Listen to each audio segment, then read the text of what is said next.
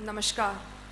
संगच्छध्वं संवध्वं संवो मनांसि जानताम देवा भागम यथा पूर्वे संजनानाम उपासते।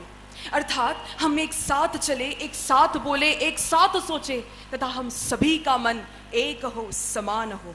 आदरणीय अध्यक्ष महोदय व मेरे प्यारे साथियों, आज से 5000 वर्ष पूर्व समानता की यह प्रार्थना उसी देश की है जिस देश में आज समान नागरिक संहिता पर बहस आयोजित की गई है। और इस बहस में मैं देश हित के पक्ष में खड़ी होकर अपनी जिरह खुद करूंगी, क्योंकि मैं जानती हूं कि यदि देश हित में मरना पड़े मुझको सहस्त्रों बार भी, तो भी न इस कष्ट को निज ध्यान में लाऊं कभी। हे ईश भारत वर्ष में 100 बार मेरा जन्म हो, कारण सदा ही मृत्यु का देशोपकारक कर्म हो। महोदय, परतंत्रता की औपनिवेशिक बेड़ियों से छूटकर जब भारत स्वतंत्रता के मुक्ताकाश में आरोहित होने का प्रयास कर रहा था, तब हमारे पास एक और था प्राचीनता के वैभव से समृद्ध किंतु औपनिवेशिक शोषण से विदीर्ण एक लंबा इतिहास। तो दूसरी ओर था संसार की सबसे बड़ी आबादी के सपनों का भारत। लेकिन इस अतीत और इस भविष्य के बीच धर्म, जाति, लिंग, मत, संप्रदाय, नस्ल और क्षेत्रीयता की विविध अस्मिताओं का वर्तमान हमारी आजादी पर मुंह चढ़ा रहा था। महोदय, मुझे यहाँ विंस्टन चर्चिल की वह बात याद आती है जो वेस्टमिंस्टर के हॉल में उस साम्राज्यवादी शासक ने बड़े अट्टहास के साथ कही थी। वे कहते हैं कि भारत की नींव इतनी दरारों में बटी हुई है, इतने टुकड़ों में टूटी हुई है कि उस पर संप्रभु राष्ट्र का बनना एक बेवकूफी है। दोस्तों, मेरे विपक्षी वक्ताओं के तर्कों में भी चर्चिल की वही चालाक हंसी परिलक्षित हो रही है, जिसका उत्तर मैं यही दूंगी कि हमारे परिवर्तनकारी पुरोधाओं ने वह जंगली व्यवस्था नहीं चाही थी जहां हर जानवर का अपना अलग कानून होता है, नहीं वह श्वान प्रवृत्ति जहां अधिकार और कर्तव्य केवल मोहल्लों की सीमाओं तक बटे हो, नहीं वह सामंतवादी समाज जहां विधि धनाढ्यों की तिजोरियों में बंद होती हो, और नहीं वह धर्मतंत्र जो विधि से अधिक महत्ता पारलौकिक कर्म कांड को देता है। नहीं वे उस पोपतंत्र के समर्थक थे जिसके आतंक से भयाग्रस्त अंततः यूरोप के जागृत नागरिकों ने समान नागरिक संहिता की मांग की थी। नहीं वे उस साम्राज्यवाद के समर्थक थे जिसके नस्ल भेदी काले कानूनों के आगे अंततः अफ्रीका की जनता ने समान नागरिक संहिता को स्वीकार किया, और नहीं वे उस विभेदीकृत कानून के समर्थक थे जिसके आगे रूस की जनता ने अंततः एक देश एक कानून का पक्ष लिया। दोस्तों, अमेरिका के मैग्ना कार्टा से लेकर पश्चिमी राष्ट्रों के नागरिक अधिकार आंदोलनों तक विश्व के तमाम जनमानस ने अपने राष्ट्र के राष्ट्रहित को सर्वोपरि रखते हुए निजी कानूनों की स्वार्थ लिप्सा को बहिष्कृत किया, अस्वीकृत किया तथा समान नागरिक संहिता को अपनाया।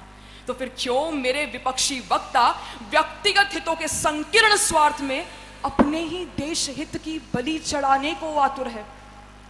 दोस्तों, आजादी के बाद भी यदि हमें हमारी भारतीयता को मनुस्मृति के नियमों और हदीस की शरीयतों के ही सुपुर्द करना था, तो इतने बड़े संविधान की आवश्यकता ही नहीं। महोदय, क्या यह अपवाद नहीं कि विश्व के सबसे बड़े धर्मनिरपेक्ष लोकतांत्रिक मुल्क का आईन, जिसका पहला ही हर्फ we the people of India से शुरू होता है, वह मुल्क व्यक्तिगत कानूनों के आगे आत्मसमर्पण कर देता है? क्या यह अपवाद नहीं कि हम अपने ही देश हित को धार्मिक मठों और शरिया अदालतों के दरवाजों पर गिरवी रख रहे हैं? क्या यह अपवाद नहीं कि पब्लिक वेलफेयर का उद्देश्य रखने वाला लोकतंत्र पर्सनल लॉ के आगे घुटने टेक देता है?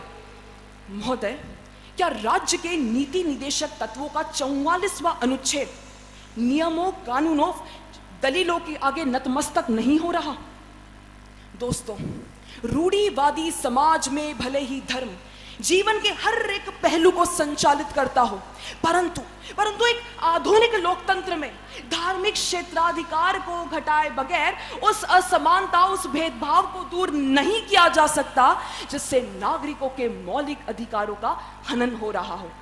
यही नहीं, समान नागरिक संहिता विधि के समक्ष समता की भी बात करता है, जो अनुच्छेद 14 में वर्णित है और जो हमारे मौलिक अधिकारों में से एक है। समता का अधिकार, प्राण एवं दैहिक स्वतंत्रता का अधिकार प्रायः यह बहस का शिकार बनते हैं जब जब धार्मिक कानून और सिविल कानून का टकराव होता है।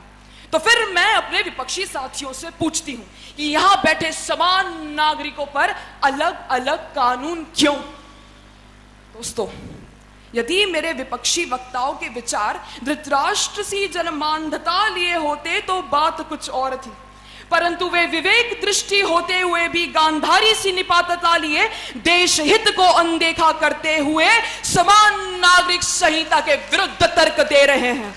शायद वे चाहते हैं कि संविधान जो सभी के लिए, सभी के द्वारा, सभी को समर्पित देश हित का कानून है, वे कुछ लोगों के लिए, कुछ लोगों द्वारा, कुछ लोगों को समर्पित कानून बन जाए। शायद वे चाहते हैं कि देश के 125 करोड़ नागरिकों का अपना अपना पर्सनल लॉ हो और हर आदमी अपनी जेब में संविधान लेकर घूमे।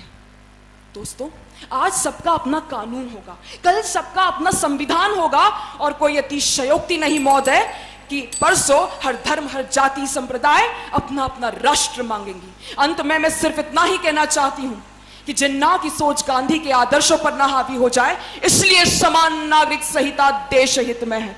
भारत तेरे टुकड़े होंगे की मानसिकता भारत के एकता, अखंडता पर हावी न हो जाए, इसलिए समान नागरिक संहिता देश हित में है। जय हिंद, जय भारत, धन्यवाद।